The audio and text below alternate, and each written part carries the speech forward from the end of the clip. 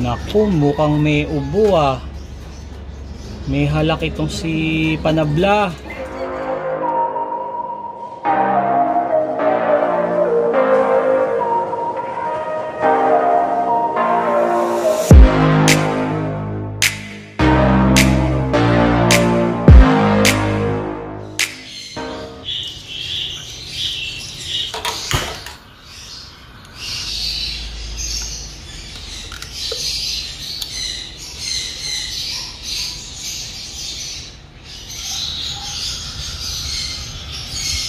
Guys, good morning. Ebong Lok TV. Sa video na to, pag-usapan natin ano bang mga herbal medicine ang pwedeng igamot natin dun sa ating young bird na may respiratory infection, ano? Ang naisip kong igamot sa kanya ay oregano. And that since bata pa sila, huwag muna nating lagyan ng mga chemicals yung katawan nila. Yung herbal medicine makakatulong para ma-cure yung mga infection nila, mga virus na pumapasok sa katawan nila. Dito natin malalaman kung magiging effective nga ba yung mga herbal medicine. Kasi yung mga champion fancier, marami rin naman ang nagsasabi na effective nga yung mga herbal medicine. Kaya susubukan natin. So nakita nyo kanina si Panabla, medyo may halak siya, no? Hindi natin alam, baka mag-worsen yon in a few days time, kaya mas mabuting gamutin na natin. So una kong ginawa, naglaga ako ng oregano. So panoorin nyo yung video ko. Ayan, so pinakuluan na natin yung oregano. Maglalagay na tayo dun sa viewing area natin, no? So tingnan natin kung effective ba tong oregano na pinakuluan natin. Okay, andito na tayo sa loft. So lalagyan na natin ng oregano yung kanilang inuman. Tatanggalin muna natin tong drinker nila. Yung kapitbahay may nagbibidyoke kaya dinig yata dito sa vlog ko. Sana hindi tayo makopyright.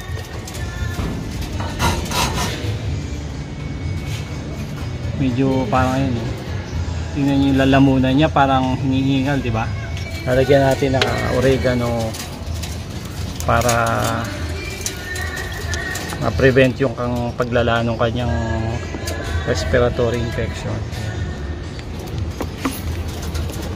Init-init pa yan. Mainom kaya? Sige. So ayan guys, oregano. So araw-araw bibigyan natin yan for 5 days, tapos obserbahan natin kung gagaling talaga kung gagaling tong ating young bird na may halak. Ayan, so update ko kayo guys ha. Gamit natin oregano, herbal medicine panggamot sa respiratory infection. So 5 days obserbahan natin, tapos iba-vlog ko ulit kung ano mangyayari.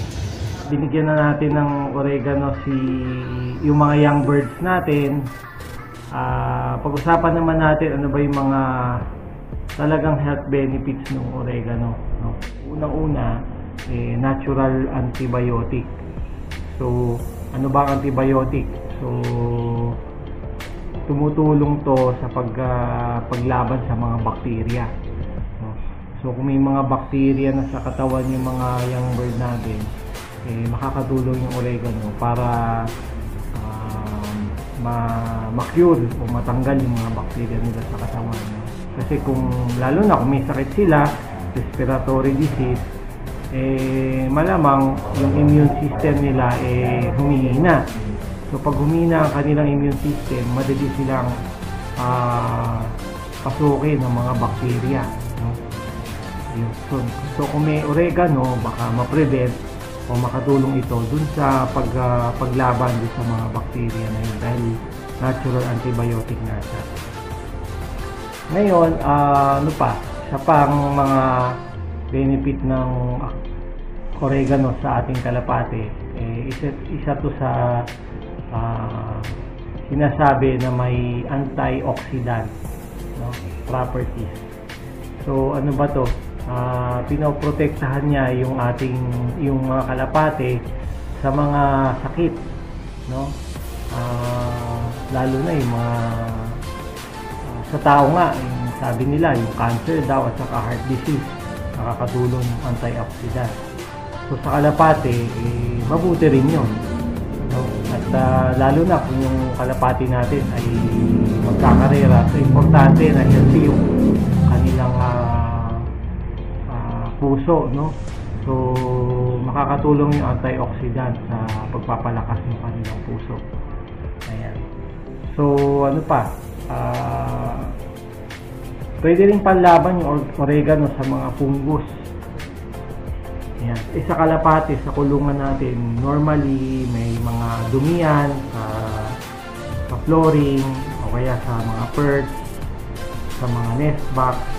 So kung merong yung oregano, makakatulong yan para yung mga fungus na tumutubo o nabubuhay dyan sa ating kulungan, no, hindi maka-apekto dun sa ating mga kalapate. So yung oregano, effective yan. So pwede pala na yung oregano, instead na ipainom din, pwede rin pala nating ihalo sa tubig at i-spray natin sa ating kulungan para siguro mawala yung mga mga fungus na yan, no? Sa pang mga benefit ng oregano sa ating kalapate, nakakapagpalinis ito ng bituka. Okay. So isa sa mga problema natin sa mga kalapati natin, di ba, yung mga parasites, ayan, yung mga minsan nagkakaproblema sa digestion dahil din sa mga bakterya. So para na rin siyang pampurga, di ba? So imagine, parang gumagamit pa tayo ng mga pampurga para sa kalapati. So ito palang oregano is natural pampurga na rin. So marami pa lang naitutulong. Yan ang isa sa mga naitutulong ng oregano. Sumunod naman ay ang oregano mayroong anti-inflammatory properties.